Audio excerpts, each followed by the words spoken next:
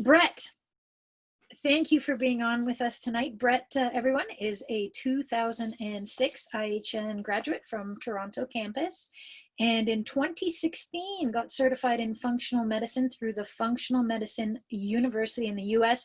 You've been practicing 16 years. So Yeah. right a little bit before you graduated, you started, but at that time, I remember you were really intensely learning about Ayurveda and TCM and iridology. You have both different styles of iridology, Dr. Pesic, Dr. Jensen. Yeah, exactly. Yeah, I mean, things just evolve, right? So in the beginning, started practicing about halfway through school and helping people with minor stuff, weight loss, skin issues, gas, bloating, energy, stuff like that. And then naturally, you just kind of evolve.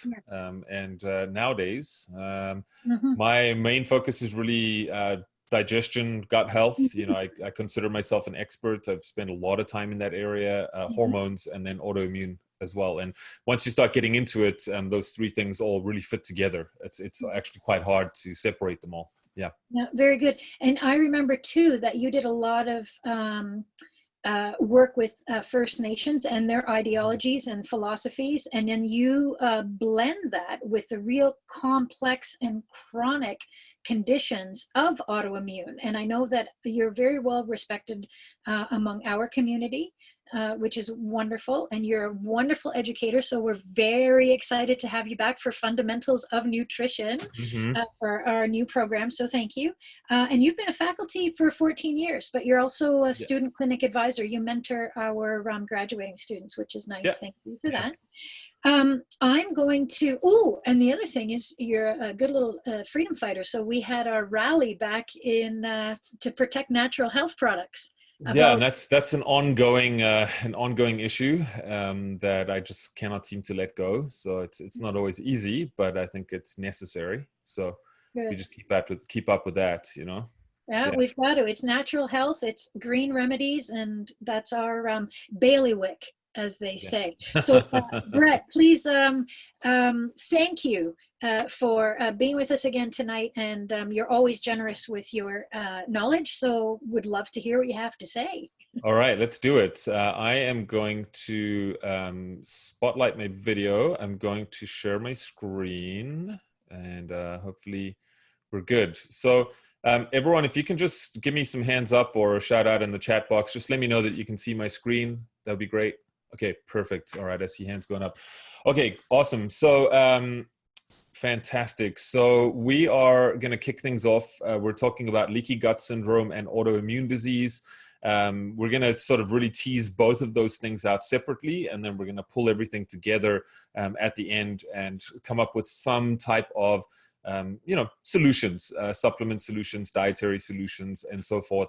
But just, in the interest of time, we have an hour tonight. These are topics that really take many, many hours to teach, many months to heal from. So I don't want to dismiss that and just say, okay, pop these pills and eat this food and everything's going to be good. Okay, so anyway, let's hop right into it. Julia, I think, did a fantastic job of introducing me. And, I don't really have much more to add. I will selfishly plug my podcast, which is called Holistic Health Masterclass podcast.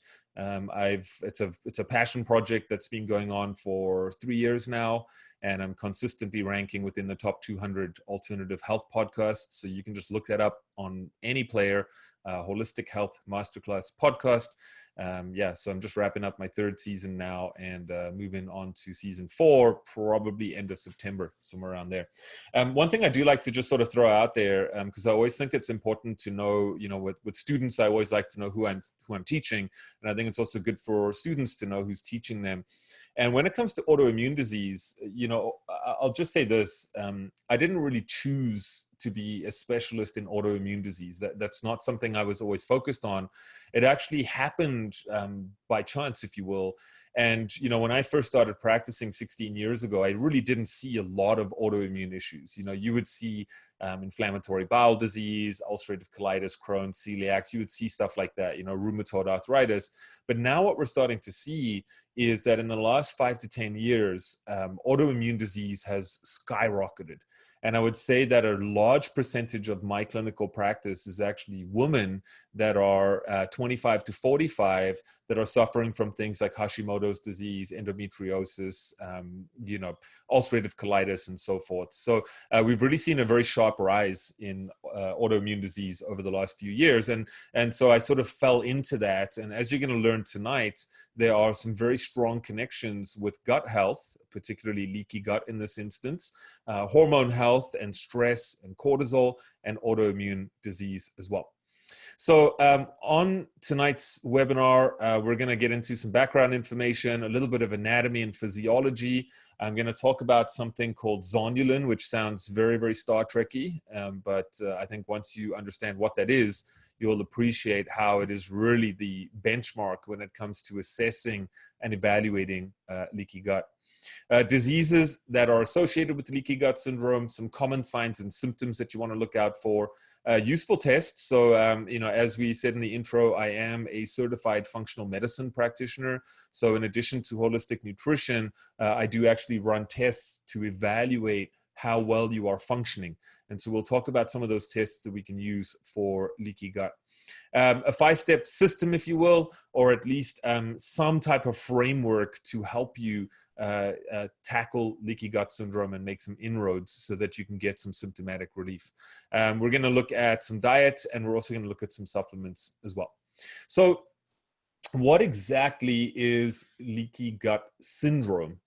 Right. And I'm going to just throw this out there because so many people that I see in my clinic, they always come in and they are just convinced, like I have leaky gut 100%. I know I've got it. And then we run tests and they don't have it.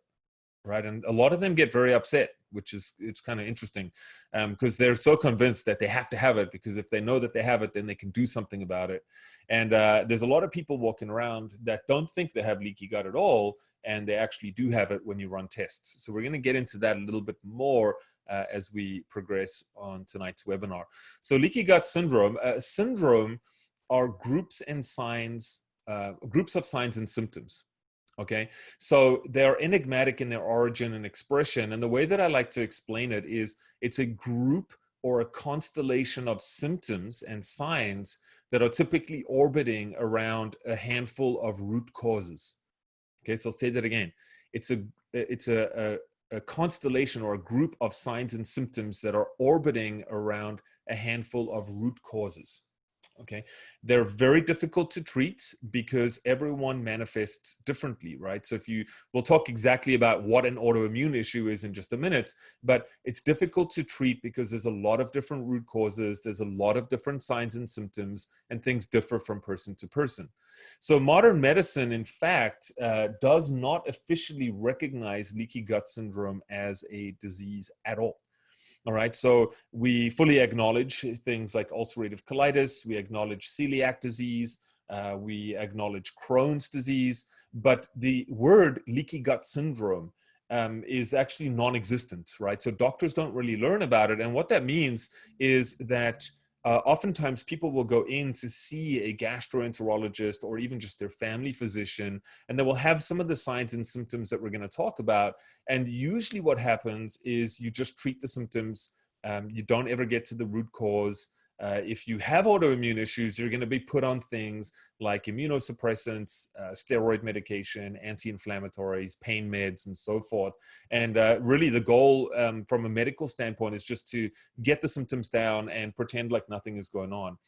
Functional medicine and holistic nutrition is really looking at the client or the individual. So I'm a huge proponent of not treating the disease, but helping the person. Okay, because a disease-centric model of care means that every single person that comes in with ulcerative colitis is going to get the same kind of treatment. But what if your ulcerative colitis is being driven more by stress, whereas the next person is being driven more by small intestinal bacterial overgrowth or parasites or low stomach acid or what have you? Okay, so it's very, very important to look at things and shift our focus from a disease-centric model to a patient or a client-centric model. And that is really the core tenet of holistic nutrition, because we want to look holistically at what is going on with that particular individual. It's actually rare to find a doctor who's even willing to test this. And I know, because I've been doing this for so long, that oftentimes when I am communicating with doctors, I see people from all over the world. I've had people as far as Copenhagen, South Africa, Brazil, the US and Canada. And oftentimes when you're communicating with physicians, they just are a little bit in the dark, and they don't actually have access to some of the tests that I'm going to be sharing with you tonight. So some basic anatomy and physiology. I'm just going to bring all of this up here. There are three primary functions of the small intestine. The first one is absorption, right? So it is the primary site of digestion.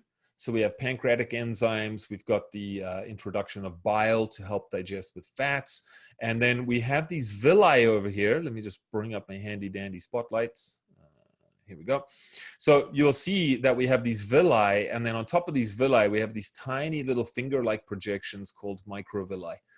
Okay, so microvilli is really, these are the little hairs that help absorb all of our nutrients that we need to go into the bloodstream, and then of course from there into the cells, okay, so we can assimilate it properly. The second function is that it is a protective barrier, right? It is the interface between the external world and the internal world. So everything that I eat must be screened, if you will, through the small intestinal barrier, through the villi and through the microvilli. And what they do is they essentially keep all harmful substances out, whether it's undigested food particles, bacterial byproducts, viruses, toxins, chemicals, and so on, and to make sure that those go out through the stool while allowing beneficial nutrients, minerals, vitamins, fats, and so forth to actually come into the bloodstream and get into the cells. The third function is immunity. All right, so this is really, really important. 70% of our immune system is found in our gut, largely moderated by things like probiotics, Peyer's patches, immunoglobulins, which actually all sit in between the microvilli. And as I said, probiotics. So probiotics actually sit in these crypts right over here. So all these little crypts down here, that's where our probiotics and our immunoglobulins and so forth, they all sit there. And they essentially help protect us from foreign pathogens, right? This is the sort of first line of defense, if you will. So you can imagine when we have something like leaky gut, which we'll talk about in a second, exactly what that is, when this is damaged, all three of these things become damaged. And this opens the way to immune system issues. It opens the way to absorption issues. And that's why leaky gut syndrome is also called malabsorption syndrome. The MALT system, I kind of covered it, but it's worth just talking about. The MALT system is mucosa-associated lymphoid tissue. Essentially, this is a system that involves the Peyer's patches, the probiotics, and so on. And that is, again, sort of baked into the intestinal lining, and is a key part of our overall immunity. So when we look at the, again, just anatomy, physiology here, we have these things called tight junctions, right? So these tight junctions. So here you can see, just so we're all looking at the same thing, these are my microvilli, my little hair-like projections, and I've got these tight junctions that they like to stay nice and tight, right? That's my screening tool. And you can imagine if those junctions become very loose, now we just open ourselves up to all sorts of foreign invaders, chemicals, toxins, bacteria, and so forth. So our epithelial cells are bound by tight junctions. Microvilli and tight junctions screen and regulate the passage of nutrients and substances from the gut into the blood. Under normal conditions, the tight junctions remain closed. Okay? In leaky gut syndrome, the tight junctions fail to remain properly tight. Okay? They become leaky. This allows the passage of food antigens, pathogens, and toxins into the bloodstream. And of course, now the immune system is activated. So when a lot of people, when they think of the immune system, they always think of defense, right? And when we think of defense, we typically think of, I've got some kind of bacteria, or I've got some kind of virus, or some kind of parasite or something like that. But the immune system is also engaged when we have things like undigested food particles, okay? When we have things like food additives, chemicals from non-organic produce, heavy metals can trigger the immune system. So there's a lot of other things that you might not think would trigger the immune system that actually do trigger the immune system. So when we lose that protective barrier, we open ourselves up to all of that, and the immune system then becomes engaged. And as time goes by, the immune system gets worn out. Okay, initially you're going to find that the immune system is very hyperactive, and as time goes by, the immune system is slowly going to become more depressed and suppressed as it burns out. This is just another diagram. I'm not really going to spend too much time here. Just, again, a different diagram. This again is another diagram. So you can see the difference here between tight junctions and when things open up.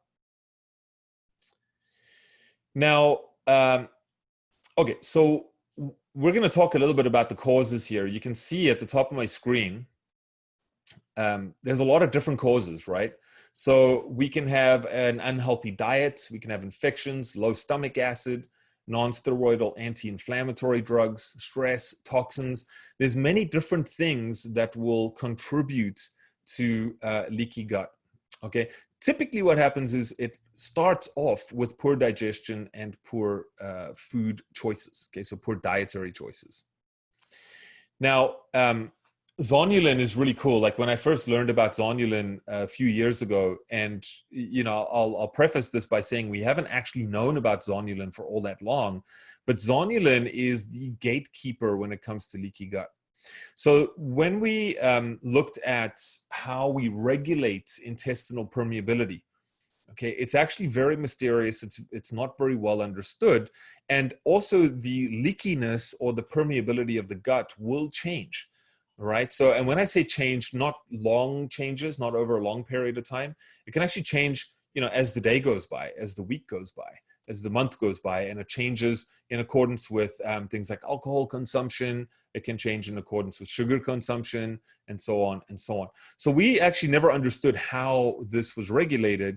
And to date, Zonulin is the only known modulator that we know of. And what's really cool is we can now actually test Zonulin. All right, so we'll get into that in just a second. Zonulin is a specialized type of protein that causes the tight junctions, which we spoke about a minute ago, to become loose. Right, so normally our tight junctions are nice and tight, and the higher that Zonulin goes, the leakier the gut gets. So if you look at this diagram, it might be a little bit challenging to see on your screen. So let me just bring up my spotlight.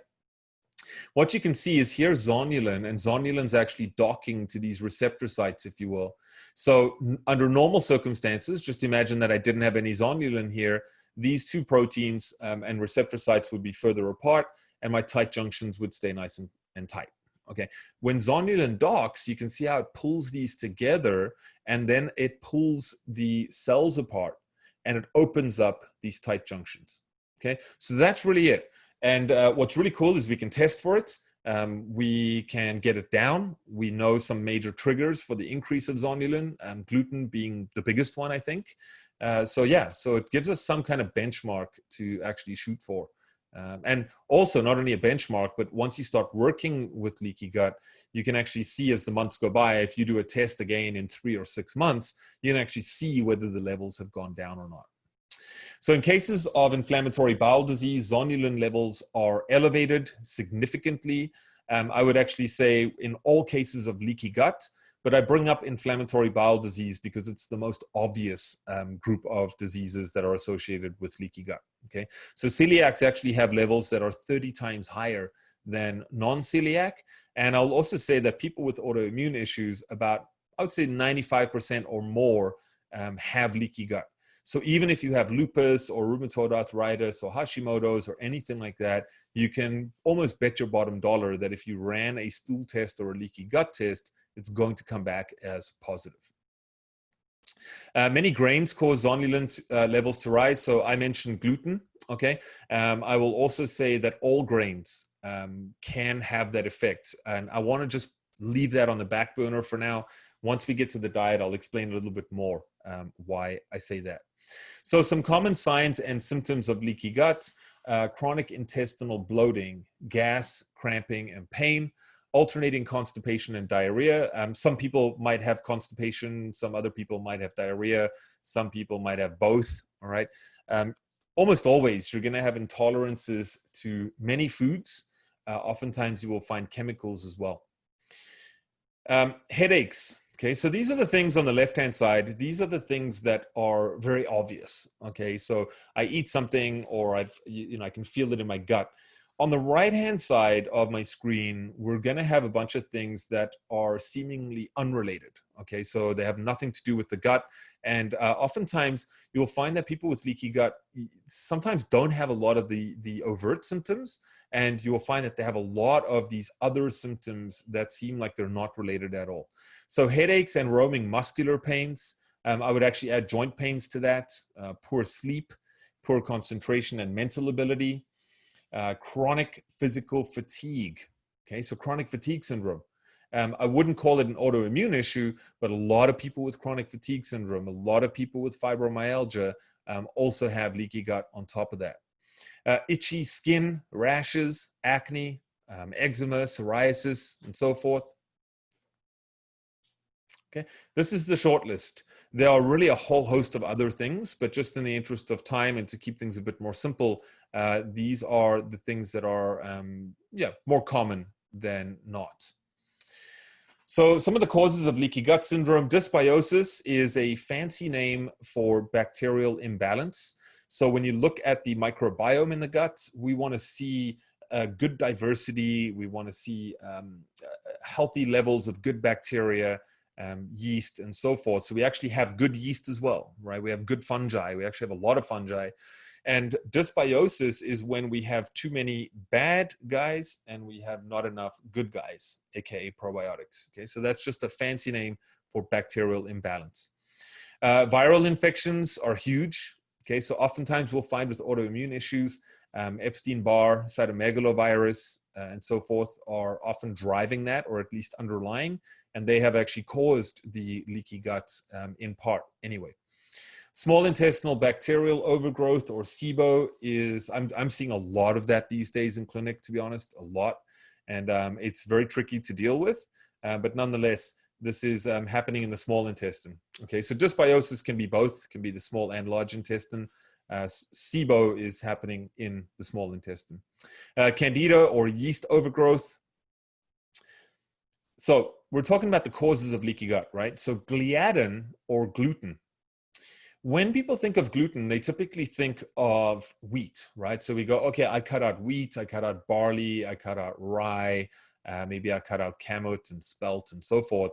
And what people don't realize is that, we've now discovered that there are 1,000, okay, so 1,000 gluten-like proteins, and you'll see their wheat germ, a glutenin-like lectins. Okay, so we'll talk about that as well. But these gluten-like proteins, we've actually identified 1,000, and we know that they exist in all grains. So even things that would be classified as grasses, like your wild rice, your quinoa, and so forth, we've actually identified that there are gluten-like proteins in there. And so the challenge that we have is when you go to a doctor and maybe you have celiac, or maybe they might even acknowledge that you have leaky gut, when they put you on a gluten-free diet, you're still eating grains that might be problematic. And the challenge we have now, just in terms of where the science is that we, even the most comprehensive tests for gluten-like proteins, I think the last time I checked was only 13 or 14 out of the 1,000. So this is why we'll see in just a minute, I often advise people with leaky gut syndrome, I'll say cut out all of the grains, because you might find that other grains that are classified as gluten-free might actually be aggravating your situation a lot more than the wheat or the gluten itself.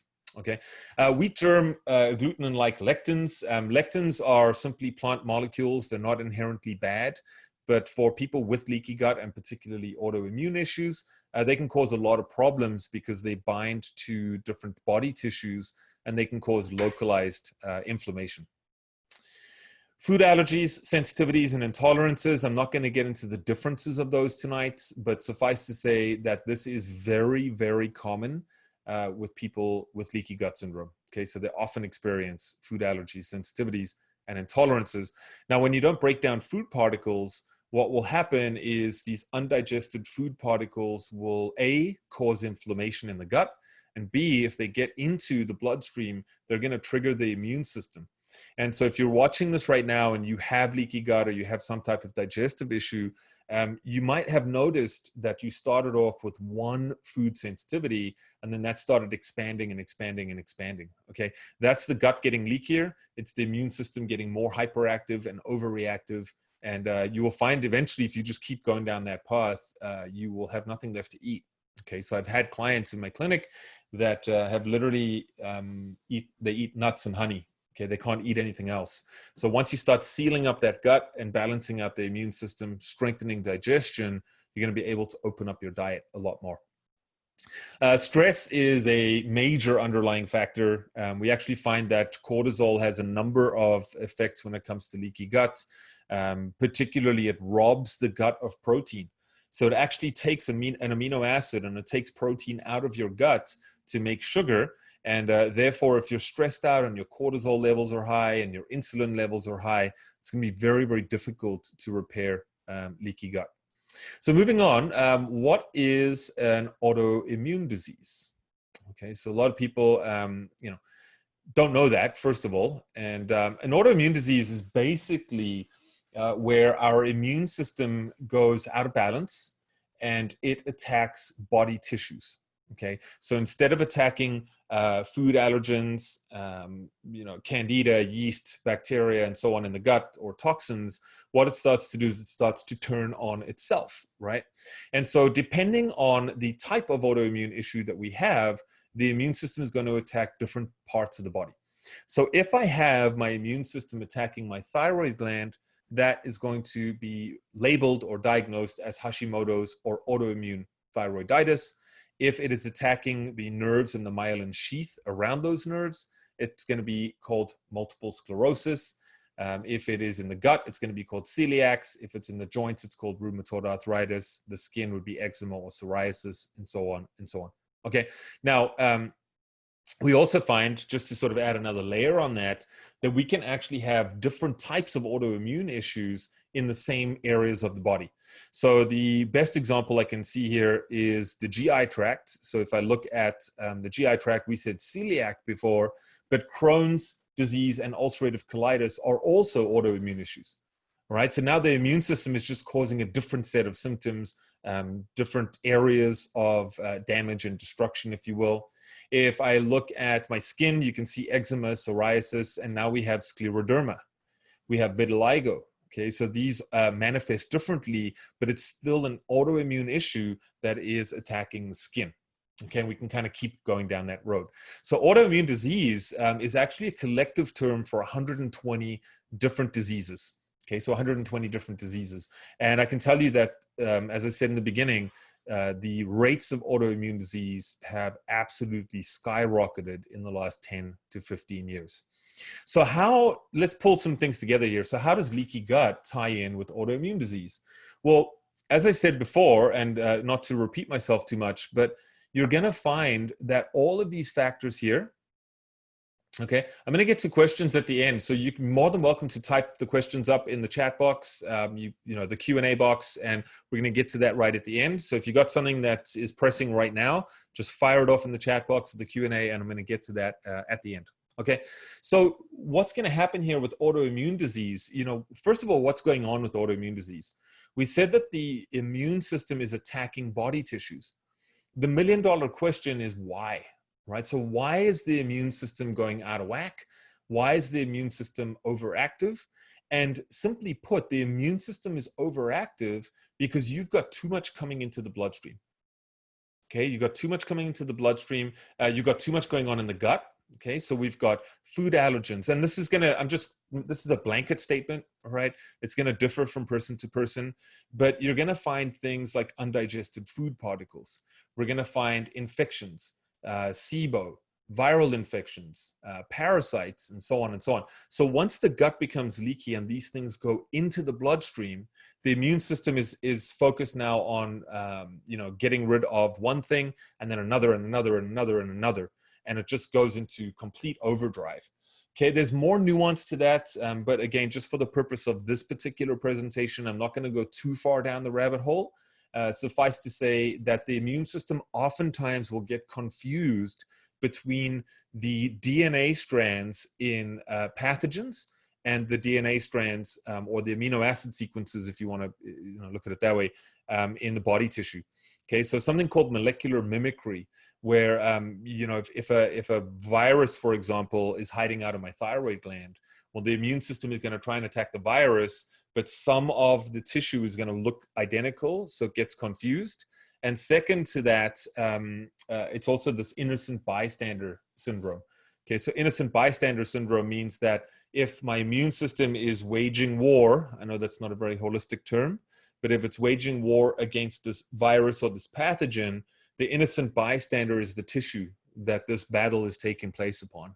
Okay, so thyroid is probably the best example that I can look at. Okay, so that is really how it all ties together. This again is another visual here. We can see stress, toxins, food particles, drugs. Okay, so the overprescription of things like antibiotics, people taking things like proton pump inhibitors, acid blockers, Tums, Rolaids, and so forth. The overuse of those things, together with low pancreatic function, low stomach acid, and infections, all of these things put together is going to cause those tight junctions to become loose.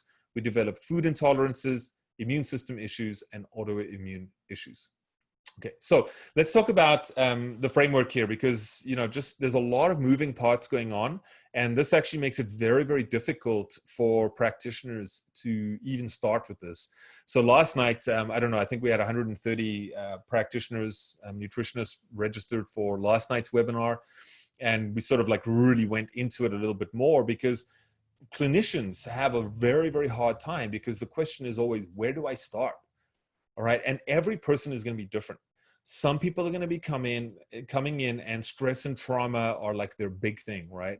Other people, they just got a whole slew of gut infections, and the list goes on and on, right? So it's very important to take a step back. And I would say just evaluate what are the big problem areas in your particular situation. Okay. So if stress is a big issue, you absolutely have to work through that stress, get rid of stressors,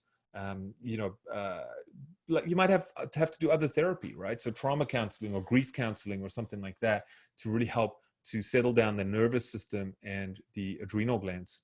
So the biggest thing that we can start with, though, is to detect and remove dietary and environmental triggers. The amount of people that I see in autoimmune support groups, okay, so there's groups out there, maybe you're part of them. There's groups out there that are 150,000, 200,000 strong. And a lot of people just will things away, right? So they say, hey, you know what? I'm not going to change my diet. I don't care. I'm not stopping the way that I live. I'm just going to power through it and whatever. No one's going to beat me. And while that's a very courageous attitude to have, the physiological and biological consequences of that is that you're going to go nowhere. All right. Plain and simple. You are not going to go anywhere. So you have to detect and remove dietary and environmental triggers first. We can do testing for that. We can simply clean up our personal care products. We can clean up our cleaning products. We can use non-toxic cleaners, and the list goes on. So cleaning up your environment and cleaning up your diet is a very necessary first step here.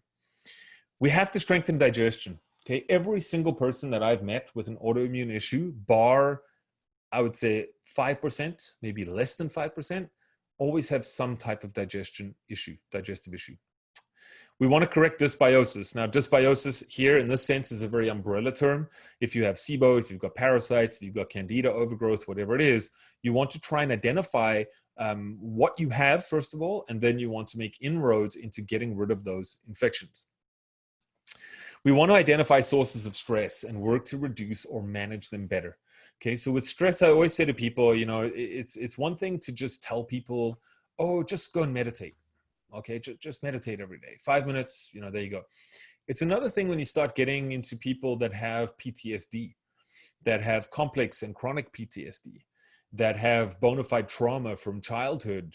There's a lot of those types of people that have autoimmune issues and leaky gut. And you're going to find that just telling them to meditate or do Qigong or Tai Chi, those things are all good, but you might find that you're going to need a lot more work. And maybe that's outside of your realm or my realm. Maybe we're going to bring in someone that is a specialist in that area. Okay, psychotherapist, grief counselor, and so on and so on. But when it comes to stress, I always say to people, you know, there's things that we can control in our lives, and then there's things that we can't control. So when it comes to stress, it's a good idea to make a list of things, of all the stressors in your life, and the ones that you can change, you should change them, right? It lightens the load. And the ones that you can't change, we're just going to have to learn to adapt to them better. Okay, so adapt, deal with them better, and manage them better. Okay, so lots of tools out there that we can use to do that. And then we want to, of course, repair the intestinal lining. Now, you'll notice that I put repair intestinal lining down at the bottom, because what I see a lot of practitioners do is they will identify that you have leaky gut, and then boom, off we go. And we're now using nutrients, which we'll talk about in a minute, to repair the leaky gut. But the thing I want you to really take away from this is I want you to take away the fact that we have to remove things. Okay, so it's called a 5R approach for digestive health. And the first R of 5R is to remove. So you can't build a house on top of a poor foundation. Okay, so you can throw in probiotics, you can throw in nutrients to repair the intestinal lining and all that stuff. But if you've got stress, if you've got food allergens, if you've got dysbiosis, if you've got infections, these things are not going to do anything. I can tell you right now, it's not going to do anything. Everyone that I see in my clinic, because I deal with chronic issues, I deal with complicated cases, everyone that I've seen in my clinic has already come from specialists. They've already come from naturopaths a lot of the time. They've tried it all. And it's usually because their practitioners have put the cart before the horse, right? They're trying to rebuild before they've actually detoxified it and removed. So this is why I put repair intestinal lining at the bottom, because oftentimes that will come maybe 3 months, 4 months in to working together. It's not the first thing that should be looked at. So as I said, important to remove and then repair. This is a process and cannot be resolved all at once. Okay, I can't stress this enough, because I see a lot of people out there are taking 30, 40 supplements because they want to fix dysbiosis and leaky gut and stress and all at the same time.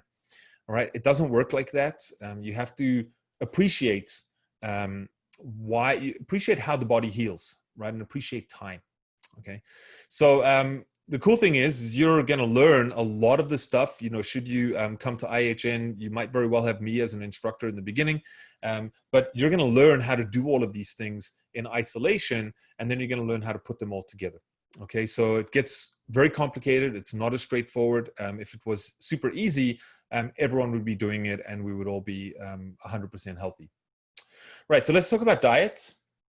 The beneficial foods list here on the left-hand side, and this is not, you know, this has got nothing to do with whether you subscribe to a vegan diet or a paleo diet or a keto diet or whatever the case. This is a therapeutic diet. Okay, so a therapeutic diet is a temporary diet, usually. Some people actually really like the way that they feel on a therapeutic diet, and so they typically tend to stay with that diet long-term. Okay, once you start getting to the extremes, once you start getting into things like carnivore diets, keto diets, and then hardcore veganism, those usually tend to be very, very difficult for people to adhere to. Okay, the dropout rates for both of those, so the vegan side of things and then the carnivore keto side, you'll actually find that the dropout rates are anywhere from about 80 to 91%, okay, give or take. So it's very difficult. So this is a therapeutic diet. The intention here is to go with this for, depending on how severe things are, you might have to be on this diet for 6 months. You might have to be on it for 2 years, okay? But I want to stress that this is not a starvation diet, okay? This is not a diet where you're eating 100 calories a day and you're withering away into nothing. That's not what this is at all. We want to see animal proteins, okay? So animal proteins and fats really help a lot. They can actually help to lower inflammation. And I know this is very controversial for some people, but the fats and the cholesterol, okay, can really help to balance out our hormones. Okay, so cholesterol is the backbone for all of our sex hormones, for all of our stress hormones. You'll actually find that the proteins and the amino acids in there really go a long way to repairing the gut lining. Okay, so my gut lining itself is made of proteins. So we need those proteins. Fats help to stabilize blood sugar. All right, you can see the list of fats there: butter, ghee, animal fats, coconut, avocado. I would strongly suggest, well, we'll get to the avoids food in a second. I would suggest that you avoid things like seed oils, okay, and very high omega-6 oils. Bone broth, fermented foods in rotation. And I say in rotation because oftentimes we'll find that people will stick with one type of fermented food, right? So they will just stick with sauerkraut, or they'll just stick with fermented soy and or yogurt and so forth. So typically what we want to do is we want to rotate all of those, okay? Because too much soy, too much dairy can cause a lot of problems with people, okay? So vegetables, fruits, I'm not going to get into the nuances of all of that. And nuts, you know, depending on how severe things are, nuts might be something that you would introduce a little bit later. But some people have no problem with nuts right out the gate. So in terms of foods to avoid, remember, we're talking about leaky gut and autoimmune issues here. Okay, we're not talking about a general diet. We're talking therapeutic. All grains. You might find that quinoa, buckwheat, and amaranth may be tolerated by some people. And, you know, I'm just going to say this, don't knock it till you try it. You know, a lot of people look at this on paper and they go, oh my gosh, like, I don't want to do that. It's too radical. It's too extreme. And so said that quinoa is loaded with protein and it's low glycemic index. All of those things are true. But if you actually try it for 2 weeks and you cut out the starchy vegetables, you cut out the legumes and the beans, and you cut out the dairy and the sugar and the alcohol and the coffee, if you cut these things out for 2 weeks, just pay attention to how you feel. Like, that's really all it is. No one's saying it's forever. I'm actually dealing with a person right now, one of my clients in clinic. We switched her over to this type of diet, a little bit more extreme because she's quite severe. And within, you know, I've had this happen multiple times, but right now, within a week, she actually said to me, wow, like, she had a rough go trying to get onto that diet, but after a week, she said, wow, I'm really noticing how I'm feeling quite different. So you're actually going to learn again at IHN, you know, you're going to learn about all of this stuff. You're going to learn exactly how to put things together and learn about the nuances here when it comes to what are good proteins, what are good fats, and so forth and so on. So when it comes to supplements, our key supplements, and there are literally thousands of supplements out there, they're all going to do something. So these here are a combination of foundational support, and then we'll talk about some niche nutrients and botanicals, nutraceuticals that can help specifically with leaky gut. So from a foundational support, and remember, we're talking about leaky gut and autoimmune issues here. Hydrochloric acid, so stomach acid and digestive enzymes. Some people don't need HCl. Some people just need digestive enzymes. And I would actually say that digestive enzymes and HCl are very, very good in the beginning to help break down foods, to help lower flare-ups and our allergenicity and our allergic response. But I'm a huge fan of actually strengthening digestion over the long run so that we actually don't become dependent on HCl and digestive enzymes. Fish oil or flax oil, so these are rich with omega-3s, EPA, DHA, and so forth. You know, either one of those, again, I'm not going to get into the nuances of that. A broad spectrum multivitamins, you'll actually find that people with leaky gut syndrome always have nutrient deficiencies, right? That's why it's called malabsorption syndrome. The big ones that you're going to find are going to be things like vitamin D, are going to be B12, iron, magnesium, and oftentimes B complex, okay, because people tend to be stressed out. So broad spectrum multivitamin, and if you want to laser focus that multivitamin onto something that is maybe geared towards adrenal support or mitochondrial support or balancing blood sugar, you can absolutely kind of tweak that a little bit so that you can tailor that to the individual.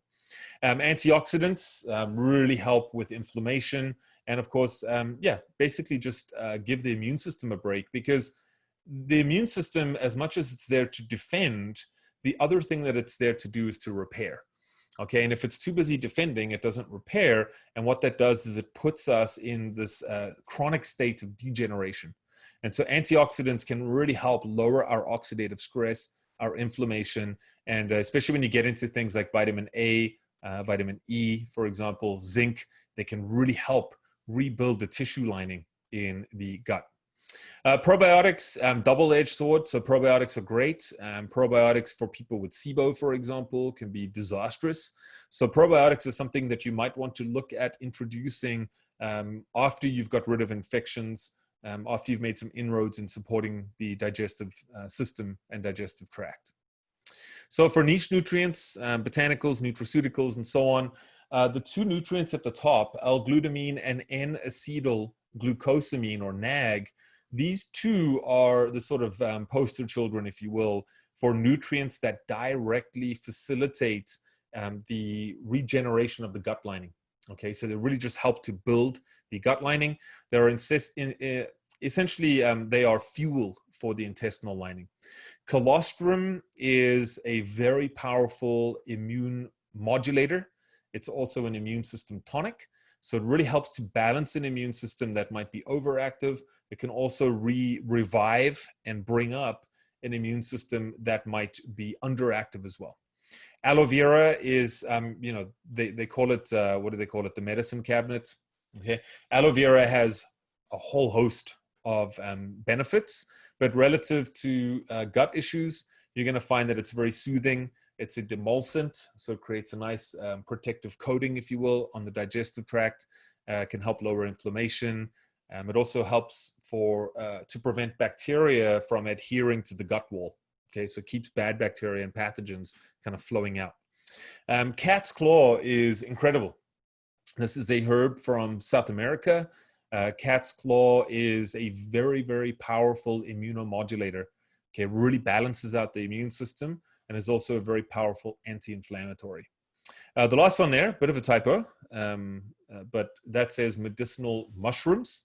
Okay, medicinal mushrooms, I do training and product education for host defense. So some of you might be familiar with Paul Stamets, who's Mr. Mushroom. And so I've learned a lot about mushrooms over the years. And I got to say that out of, things like vitamin D can help as well. I mean, also powerful immune modulator. Medicinal mushrooms are very interesting because they, when you look at the immune system, there's lots of branches on the immune system. Okay, so all different branches. And it's very difficult to assess which ones are high, which ones are low, what inflammatory cytokines are being produced, blah, blah, blah. And what I love about mushrooms is that they target all of them, but they really, really work on what are called the Treg cells or the Th3 cells. And those Treg and Th3 cells, they actually help to balance out the entire immune system. So if something is a little bit low, it can bring it up. If something is high, it'll bring it down. And in studies where they've looked at medicinal mushrooms in combination, you'll actually find that it can increase natural killer cell production anywhere from 300 to 3,000%. So our first line of defense, or our host defense, mushrooms are fantastic for really toning and strengthening our immune system. You do have to be a little bit careful. So there are things like agarikon, for example, turkey tail. These are mushroom boosters in the true sense. And so oftentimes what you'll find is people with autoimmune issues, their immune system will be very, very hyperactive. And if you give them mushrooms that push the immune system up, you can really aggravate the situation right out the gate. Okay, so if you're, those are just two that come to mind, agarikon and turkey tail. If you're, not sure, I would go with broad spectrum mushroom formulations that are going to work on the entire immune system. All right, so that is it from my side. I hope you enjoyed this presentation. Julia, are you there? I'm here. Wow, very good. Thank you. I don't know what to say. Thank you. It's always wonderful. And you teach us all so much all the time. And you're a pleasure to listen to. And everything seems to land nicely. But you also open up a lot more questions for us. So yep, always more questions than answers. Yeah, I appreciate your time tonight, Brett. Thank you. Always. All right.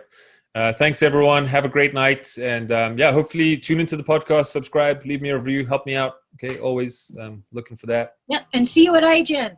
Okay, great stuff. Okay. All right, take care. Bye. Bye.